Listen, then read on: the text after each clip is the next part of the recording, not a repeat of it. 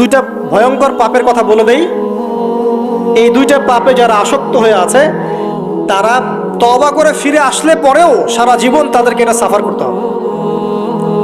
কথা বুঝতে পারছেন না?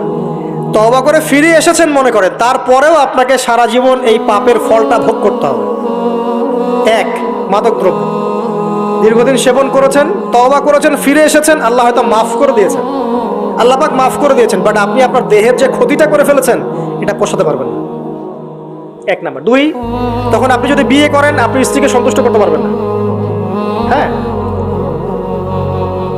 দুই নাম্বার হচ্ছে এই যে গোপনে যুবকরা যে পাপটা করে, মাস্টারবেশন, যেটাকে আমরা বলি হস্তমৈথুন, এই পাপ যেসব যুবকরা করছে বা করে, এবং অ্যাভেলেবেল এই পাপটা সবাই করে, কারণ এখন পর্নের যুগ, পর্ন দেখলে তো আর কোনো উপায় নাই, তখন তো এই পথেই যেতে হচ্ছে, নিজের উপরে নিজেকে জুলুম করতে হচ্ছে।